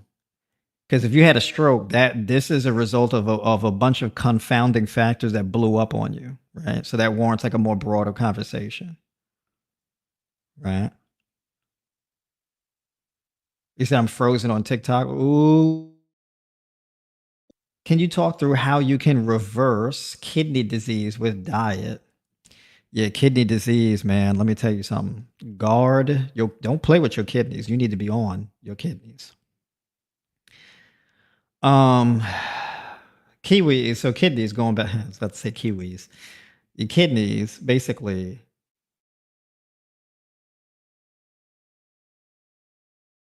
toxin buildup in your body. Typically, excess saturated fat and protein consumption, chronic inflammation, possibly from the way you cook your food.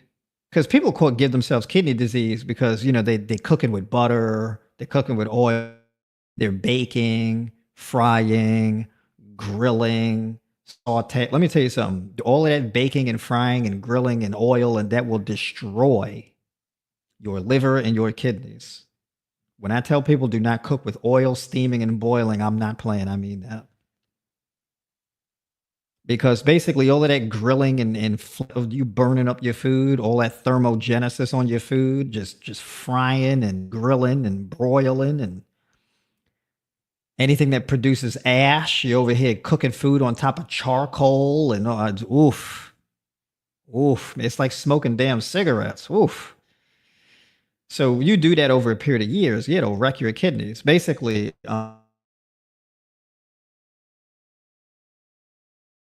end products, right? You get this massive increase in reactive oxygen species, right? They basically rob your cells of their electrons, right? So, and basically, that causes a lot of oxidative stress, which causes inflammation. And when you cook with oil, that kind of supercharges it, right? Because when you're cooking the crap out that oil, the oil becomes rancid. It becomes oxidized. So you're oxidizing and causing your food to go rancid. You're dehydrating the food cooking process, and then you're covering it in oil that it also goes rancid and toxic. And then you're putting it in your mouth, and you do it over a period of years, and it's just wrecking your liver and your kidneys, right? So you got to stop doing that. The meats, the butter and the dairy and the whoop, whoop, all of that. You got to slow down because them kidneys. And what happens is, a lot of people they got high blood pressure. If you got high blood pressure, that's a sign that like your kidneys are going through some inflammation. Kidneys and liver, kidneys and liver, liver and kidneys, kidneys and liver, liver and kidneys. Okay. So you got to address both, right? So like a raw diet will definitely do it, especially again, raw diet dominant in green and red foods, right? Green and red foods. Okay. And then mixing that with foods that are rich in omega-3 essential fatty acids. Okay, so you get an abundance of magnesium, manganese, vitamin C, vitamin K, iron, copper, water.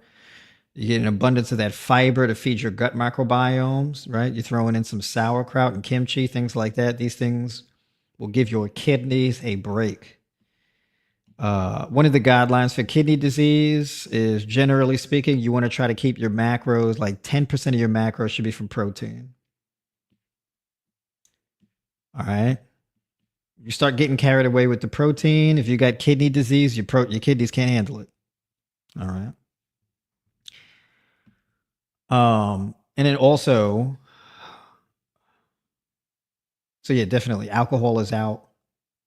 The medications, you got to be careful because the medications produce metabolites that sit in your liver and cause all type of inflammation, and the metabolites from the medication have to be filtered out through your kidneys. So that's more work and damage on your kidneys from the medication. So you got to be careful about that.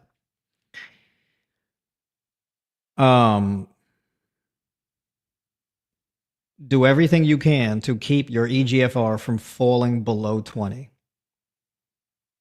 Below 20, things get real dicey, and it's very difficult to come back from that. Okay. I never tell anybody it's impossible, but you got to be on point. You got to be on top of it for sure.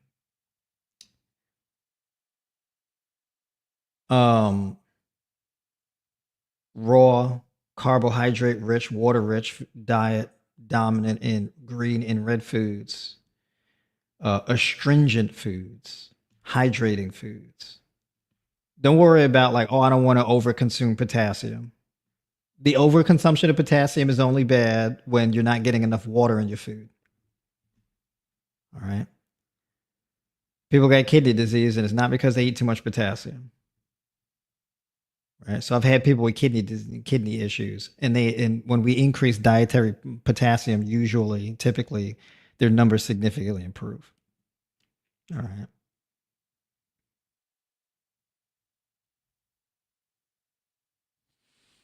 And then there's herbs, parsley tea, tulsi tea, burdock root. These are things that are really good for your kidneys as well. Chamomile, fennel.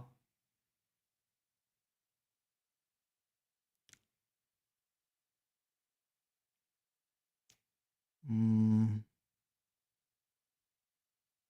those are salt,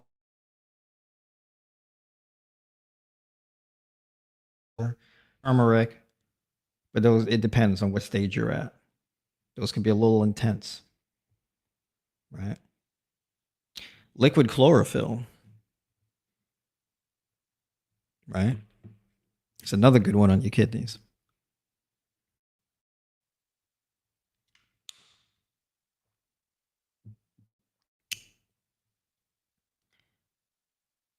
Is it okay to steam green beans? Yeah, I would.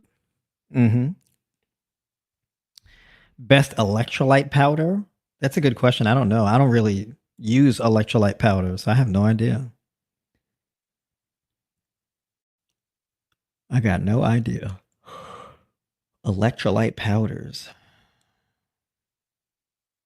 Because I mean, when I'm all about like a whole food, plant based, raw or high raw fruitarian diet, if you eating like that, you don't really need an electrolyte powder unless you're doing like a soft water fast. Fasting can also be good for kidney disease too, to give your kidneys a break, right? So you do some type of like intermittent fasting or alternate day fasting, and that can really help in your kidneys. But it depends though, because you can't. If you're going to do a fast, you got to make sure you're well hydrated because your kidneys. You don't want to be dehydrated with kidney disease. All right.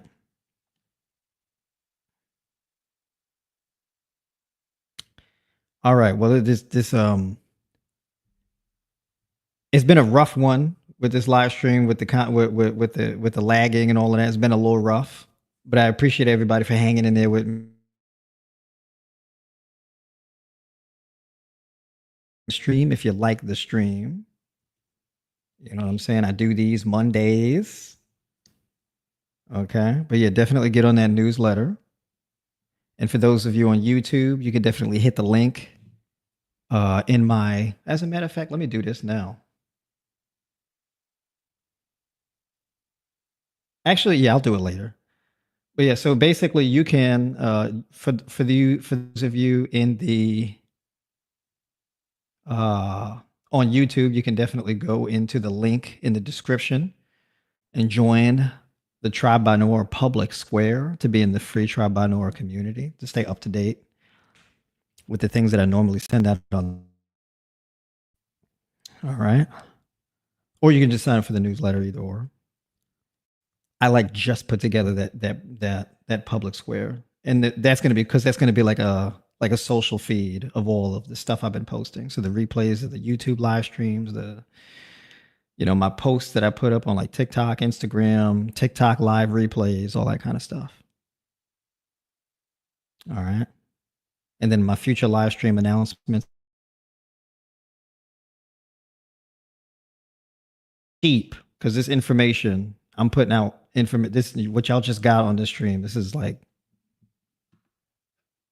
life-changing stuff. So definitely become a Tribe by Noire member and get the full playbook. All right. Stop playing.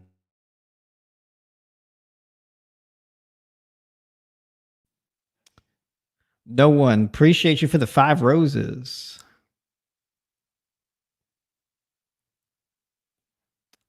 Last questions before we wrap. Before we riggedy wrap.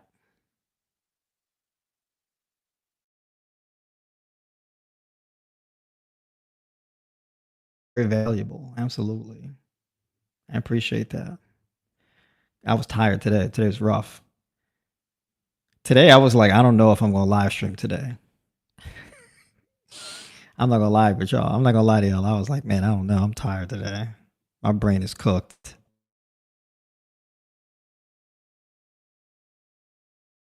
We're going to do it.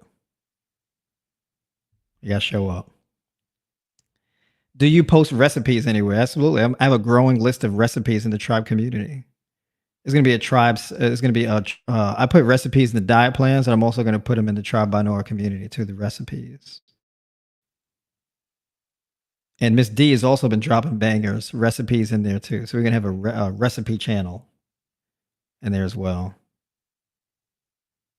So yeah, I take requests. So all the Tribe by Noire member community, all the tribe community members, yeah, I take requests. All right.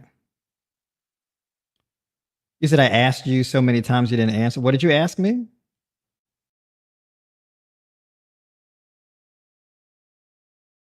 An answer. What did you ask me?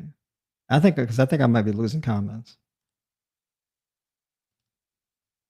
RK, I'm looking for your question,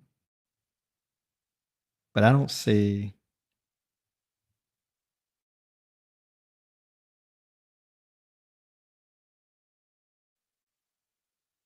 I don't see any questions from you. I'm scrolling up.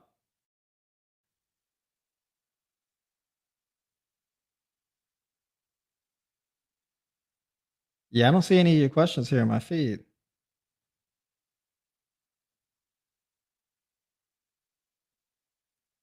I don't know why. Oh, wait a minute. I have face pigmentation and low iron.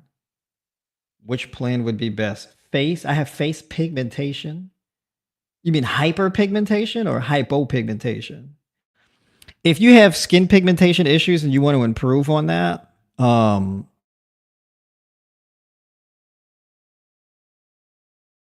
so more yellow, orange, and leafy green vegetables in your diet, and then pair the leafy greens with fats like nuts and seeds and avocado. And then also you'd need more vitamin D to even out and improve pigmentation. So those yellow and orange foods and your leafy green vegetables have high concentrations of carotenoids, which are needed to improve your skin. Yeah, so hyperpigmentation, yeah, definitely. So you would need more, like, for example, papaya, cantaloupe, mango, grapefruit, avocado. What are some other ones? Blueberries would also help. Blueberries are one of those that always, I mean, that's always a, no matter what the goal is. I think you can always put blueberries in there. Yeah, and then have more omega-3 essential fatty acids in there, right? So hemp seeds, that's a good one. Flax seeds is also a good one to pair with them foods. But yeah, your orange and yellow foods. Ooh, butternut squash. That's a good one. Butternut squash, pumpkin, and sweet potato. Those would be some really good food.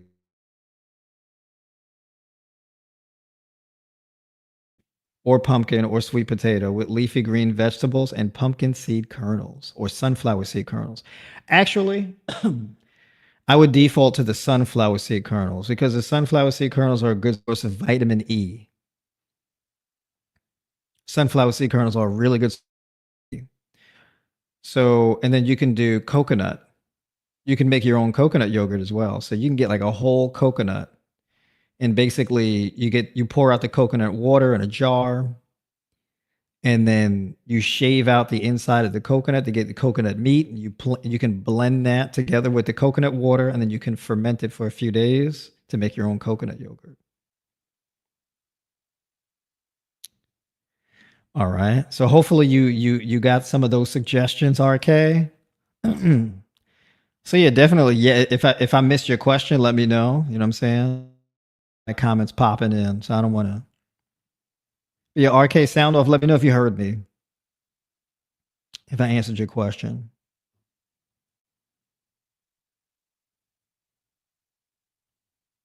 All right.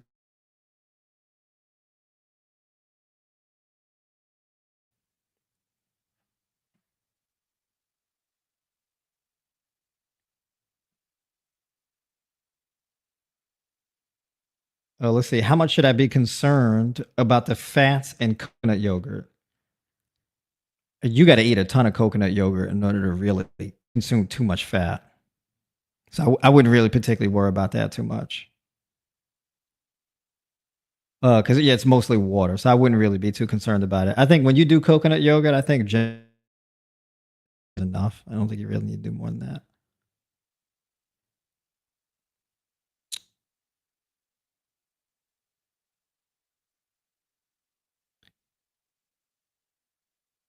Oh, by the way, Mark, I also have posted recipe videos on my socials.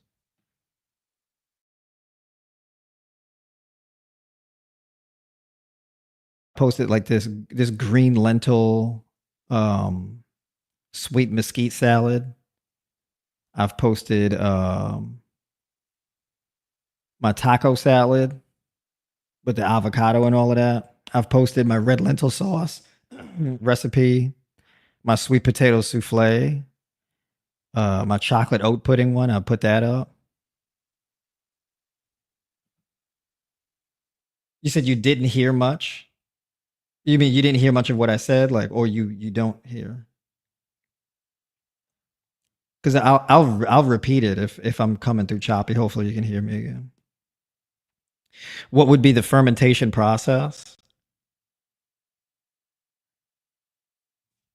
Yeah, I mean, basically, typically when you put that stuff in a jar, and you can leave it at like you can leave it in the fridge and like over like 3 days and it'll ferment. I think it ferments more on room temperature. Matter of fact, let me see.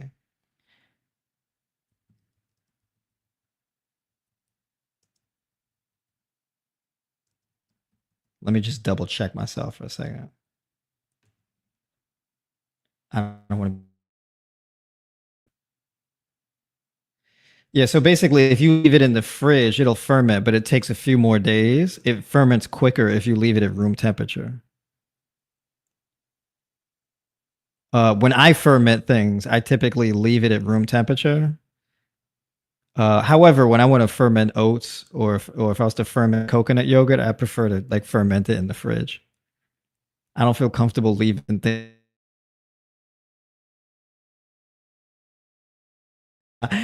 You can, but I'm like, I don't know if I want to do that. I don't know if I feel comfortable doing that.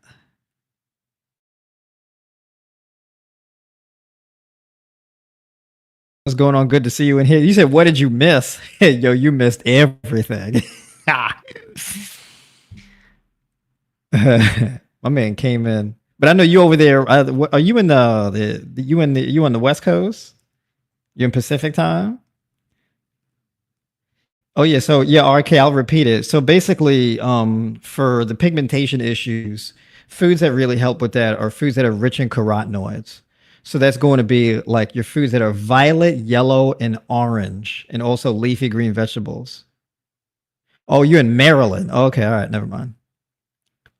Um, so yeah, basically, your foods like papaya, mango, pineapple, bananas, grapefruit, avocado, blueberries,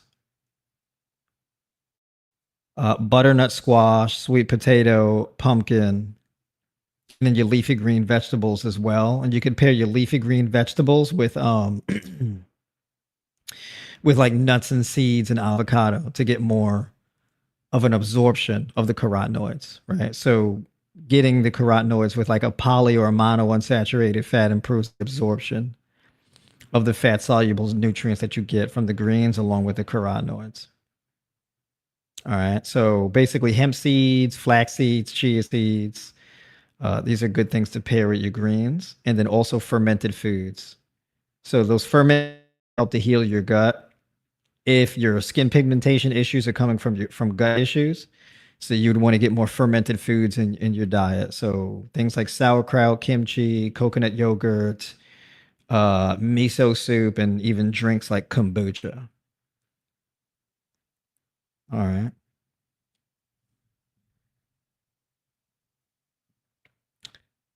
So hopefully you got that the second time around.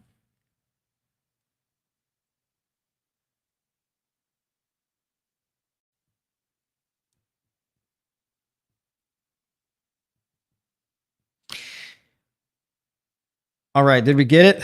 Did we got them all? I think I answered everybody's questions. Hopefully I didn't leave nobody out. Okay. Okay. There you got it. All right. There we go. Okay. We resolved that issue there. Appreciate everybody for tuning. Oh, that's right. That's one thing I wanted to leave out. RK, the sunflower seed kernel. E. So that's a good food for you to pair with like your leafy green vegetables and stuff. Okay, now it's complete. Now it's complete. All right, that's that thing. I didn't want to leave that out. Almonds too. Almonds are a good source of vitamin E, but the sunflower seed kernels are a bit better for vitamin E.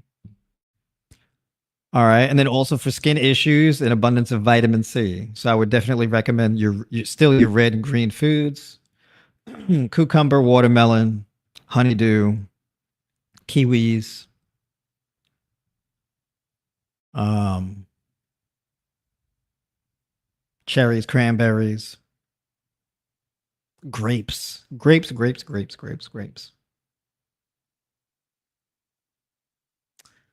All right, everybody. I think we did it.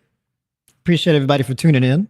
I'm starting to lose my voice. I'm going hoarse. So it's time to pack it in.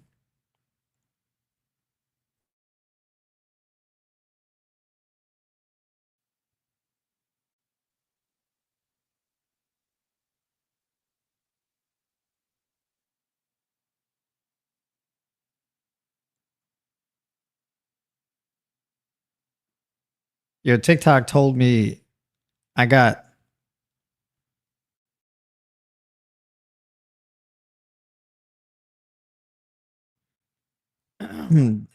TikTok shadow banning me again. All right. Well, anyways, let me wrap it up. I'm call it. Appreciate everybody for tuning in, and I will catch y'all on the next one.